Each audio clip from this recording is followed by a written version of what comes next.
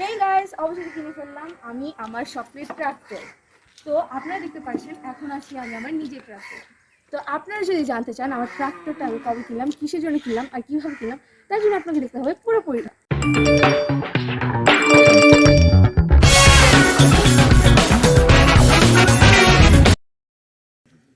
Hello guys, আসসালামু আলাইকুম। তো আজকে আমরা এসে পড়েছি হচ্ছে একটা ফার্মে, এটা হচ্ছে লঙ্কারচরে উপস্থিত। তো আমি এখানে এসেছি হচ্ছে আমার ছোট ভাই শামাল, আমার খালাতো ভাই, একমাত্র খালাতো ভাই শামালের ফার্মে।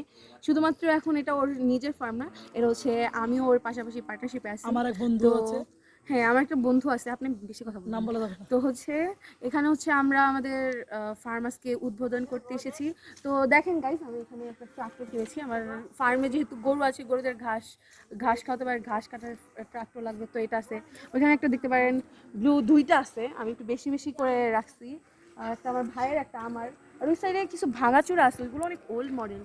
কেন ওল্ড মডেল কিনেছি, আপনারা যারা নতুন উদ্যোক্তা তাদের জন্য একটা গুরুত্বপূর্ণ কথা, সেটা হচ্ছে প্রথমেই না দামি কিছু কিনবেন না, প্রথমে ছোটো ছোটো কম দামি জিনিস কিনবেন, তারপরে হচ্ছে বড় কিছু কিনবেন। তো আমার কাছে দেখতেই পারতেছেন এখানে যা যা আছে তা তা আছে। এই দেখেন, সবচেয়ে বড় কথা, আমি নিজেই নিজের জন্য একটা হচ্ছে এখানে কি বলেন, তেলের মেশিন কিনেছি, মানে পেট্রোল পাম্প। পেট্রোল পাম্প করে রেখেছি। কেন করে রেখেছি, কারণ হচ্ছে আমার যাতে দূরে না যেতে হয়। আর এখানে যেহেতু গ্রামীণ এলাকা, এখানে প্রায় 200 একর জমিতে কোনো ধরনের কোনো বাড়ি ঘর বা কিছু নেই। সো হচ্ছে এখানে আমার যা যা করতে হয়, তাই হচ্ছে আমার এখানে এটাও রেখেছি। তো এখানে যে দেখতে পাচ্ছেন তেলের পাম্প লেখা আছে, ওই যে একটা পাপি দেখতে পাচ্ছেন না, এটা কিন্তু বিদেশি কুত্তার বাচ্চা। বিদেশি হ্যাঁ, জঙ্গলের বাচ্চা, ওই যে আমাদের তো দেখে দেখেন পালাচ্ছে, কারণ এটা আমাদের পালা হয়নি এখনো।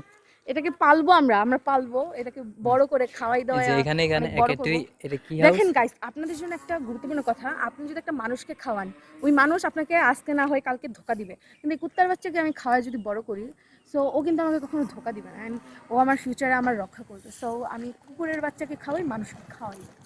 তো গাইস, এখন আমরা যাব গরু দেখতে।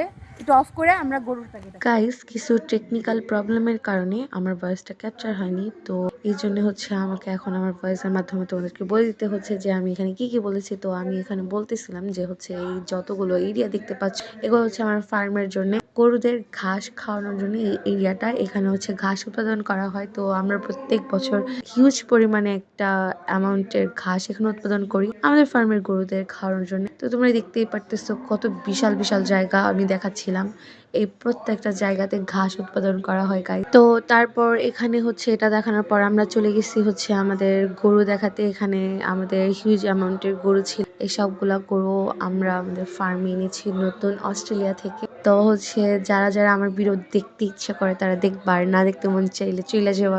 আর আমার বেশিরভাগ ভিডিওগুলো ফান বেসে বানানো হয়, সো এগুলো ফান হিসেবে নিবা। আর আজকের ভিডিওটা এই পর্যন্ত, সবাই ভালো থাকবে, আল্লাহ হাফিজ।